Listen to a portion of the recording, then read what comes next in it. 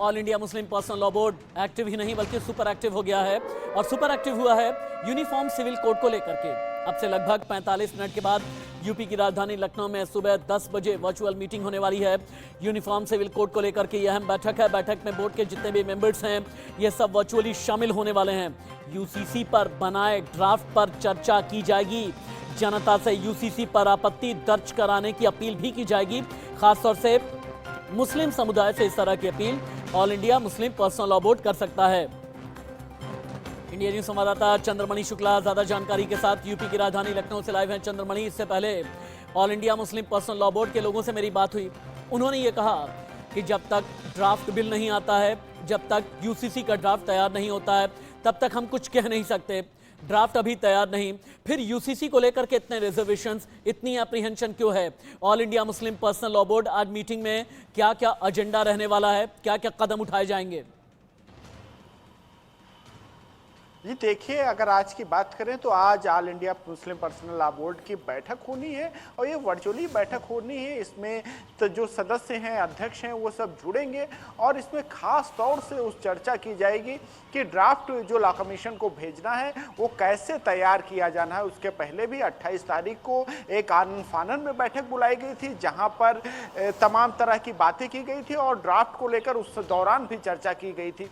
तो अब ये जो ड्राफ्ट का फाइनल रूप होगा उसको लेकर चर्चा की जाएगी और उसके पहले all India Muslim Personal Law board की तरफ से एक लिंक भी जारी किया गया है और लोगों से आग्रह किया गया है, अपील की गई है कि इस लिंक पर जाकर जो लॉ कमीशन को इसके बारे में भेजा जाए और जो मुस्लिम कानून शरीयत के हिसाब से कानून चल रहे हैं पिछले कई दिनों से देश भर में यूसीसी को लेकर घमासान है।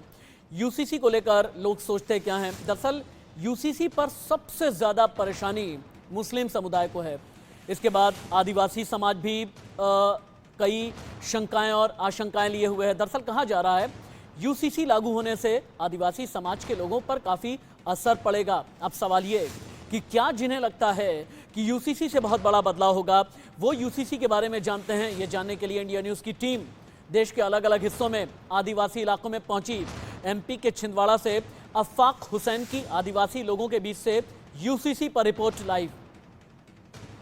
यूनिफॉर्म सिविल कोड को लेकर जहां पूरे देश के अंदर बहस छिड़ी हुई है कि यूनिफॉर्म सिविल कोड लागू किया जाएगा जिसके तहत जो कानून है भारत में रहने वाले नागरिकों के लिए वो एक से हो जाएंगे। किसी भी धर्म, जाति या लिंग के जो लोग हैं या समाज के जो लोग हैं वो एक कानून के तहत आएंगे। शादी, विवाह, बच्चा गोद लेना, तलाक, जमीन, संपत्ति, ये तमाम बंटवारे जो हैं वो एक से कानून के तहत होंगे। लेकिन क्या लोगों को इसकी जानकारी है या नहीं? क्योंकि हमारे देश के अंदर विभिन्न प्रजाति के लोग, विभिन्न जाति के लोग रहते हैं। ये देश जो है वो तमाम संस्कृतियों का देश है। यहाँ आदिवासी समाज भी बाहुल जो है वो बहुत सारे इलाकों में है। तो मेरे साथ कुछ लोग यहाँ पर मौजूद हैं जो छिंदवाड़ा आज पहुँचे हुए हैं। ये अपनी समस्याएं लेकर यहाँ आए थे। हम इनसे जानते हैं कि यूनिफॉर्म सिविल कोड को लेकर इनके पास क्या जानकारी है और क्या इनके रीति रिवाज और यूनिफॉर्म सिविल कोड के लागू होने के बाद ये तमाम चीज़ों का किस तरह से समावेश होगा, ये इनसे जानते हैं। ये बताइए, भारत में समान नागरिक संहिता एक कानून जो है वो पारित होने जा रहा है, इस तरह से तमाम चीज़ें हो रही हैं, इसकी जानकारी है क्या आपको? नहीं है सर, हमको जानकारी नहीं है। यूनिफॉर्म सिविल कोड बनेगा। आपका नाम? तिलक सा लोगो। कहाँ से आए हैं? हम दमुआ के रहने वाले। जो आप शादी विवाह जो अपने यहाँ होती है तो शादी विवाह जो है तमाम सबके लिए एक से कानून देंगे। आपका क्या रीति रिवाज के साथ शादी विवाह होता है? अपने यहाँ तो सर फेरे लिए जाते हैं। हाँ है ना? हाँ, भारतीय संस्कृति के हिसाब से शादी है। हाँ जी।